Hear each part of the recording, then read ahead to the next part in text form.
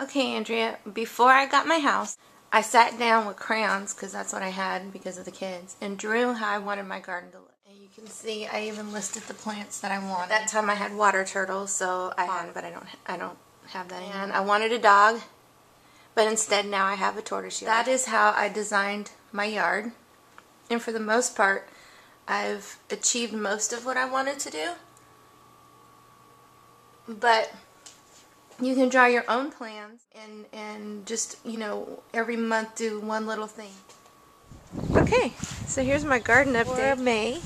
And this is my bare root grape, which I planted, I believe, in March. I'm not totally sure. It's a Thompson seedless. This is my blackberry. And I planted 2 bare root blackberries, one of which is just now figuring out a way to get to the top of the soil. And so now it's having a little trouble, but I dug down and exposed one of the shoots, so it should be okay. And the other one is doing pretty well. And the plan is to invert another pot underneath it when it starts growing more, so that it can be a bramble and grow over the sides, but not to grow into the bed here, because I don't want to have to deal with constantly digging up blackberries. Okay, these are my Mother's Day presents. My peach and my apricot tree, and also my lovely bird bath. I got bird feeders. Now these bird feeders are interesting because birds are very messy, and they're also greedy, and they will eat seed but throw the seed on the ground. And this is what happens when they throw the seed on the ground. Can you see all the little pieces of stuff growing in here?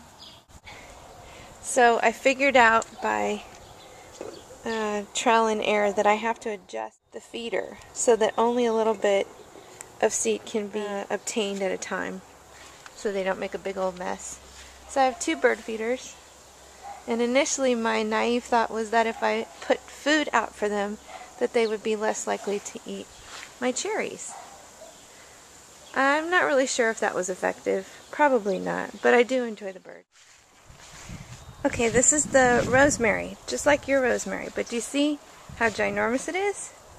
That's how big yours will get. Even in the pot, it'll get pretty big. And then one thing you should never, ever, ever, ever plant directly into the ground in your garden is mint. I don't know, can you see? This is mint, and it will never go away. There is no way to kill it. There's no chemical, there's no man-made intervention. It will continue to grow and come up in places in your yard that you can't even imagine. Like, for instance, in this corner. Growing actually from my neighbor's yard, which it must have infected at some point, into my yard again.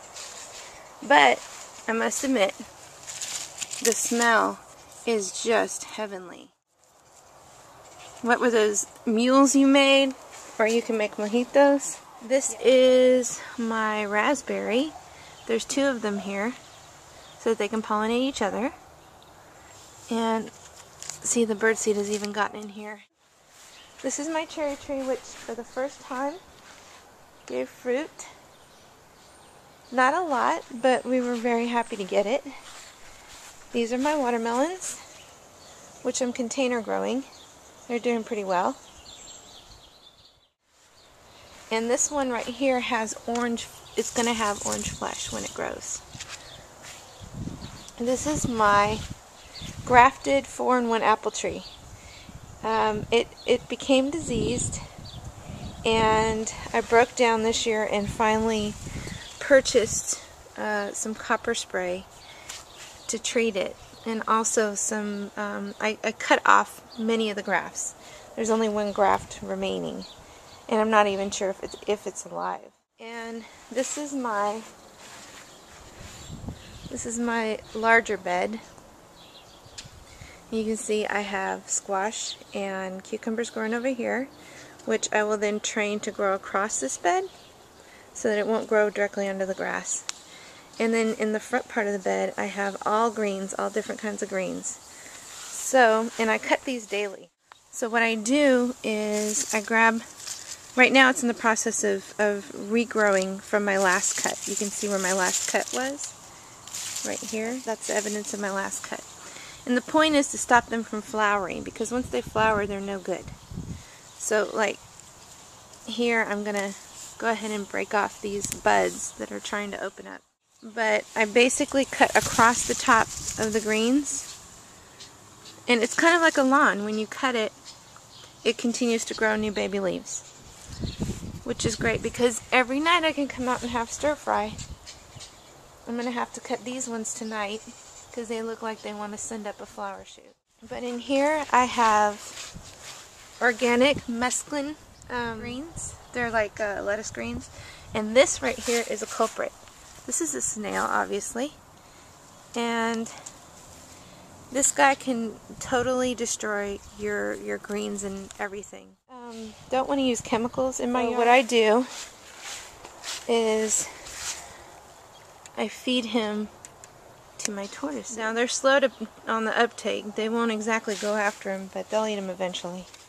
Okay, so there's chard here, Andrea. If you see, this is what your rainbow chard will look like. You see how it's got the yellow and the reds? Very tasty stuff. And then I planted dill in between the rows. See the dill? This is the dill, this little feathery stuff, because I like dill. And then to protect my greens, I planted garlic. This is all garlic, interspersed with the greens, so that bugs won't be as likely to eat it. Now in the back bed here is, these right here are beans. These flowery things. Everywhere you see a flower will likely be a bean. And this is my corn, sweet corn. And this bed has rutabagas and tomatoes and tomatillos. This is the tomatillos. These are going to be purple tomatillos. This is the tomatoes. These are the tomatoes. And then these large leaves right here are the rutabagas. And then more tomatoes. And I have Paul Robeson tomatoes. I have Black Brandywines, Sungold Selects, and German Red Strawberry tomatoes. And this is my favorite thing right here. This is where the potatoes are. This, I think, I'm going to, when everything is grown, convert this entire bed to potatoes because I love it. So, the fun part is that you dig around and you find a potato. Just like that. That'll be dinner tonight. It's a purple potato. Just that easy. You just stick your hand in and pull up dinner. Look, here's another one. And you can bring up these small ones. There's also big ones in there. I like to just, come get them as I need them, rather than pull them all at once. See? I also have pink ones back here. But you never know. It's like Easter eggs. You never know what you're going to get. It's hard to say. See? There's a pink one. Right out of the dirt. No muss, no fuss. And dinner. So Andrea, you're going to have carrots. And you're going to have chard, like this chard over here. These are the blueberries, grown in containers. They're doing pretty well. I don't know if you can see. And then I have nasturtiums. And interspersed with the nasturtiums, I have cilantro growing over here. More cilantro. And I did this neat thing at the top where I can fill that with water and make sure that water drips down. So it's kind of a self-watering technique. These are some darker nasturtiums, some more cilantro. I planted thyme and it's coming up down in here. Can you see it? Little babies. Here's the other blueberry. Now you have to plant two varieties. These are bare root blueberries, so when I got them they were only roots. And you have to plant a low bush and a high bush and allow them to pollinate each other. And if you see, these are the blueberries. Oh, and look who came out to see. So this is the reward for your watering every day. Here's my strawberry bed. And we can do one of those for you too. See, look at all those yummy strawberries growing.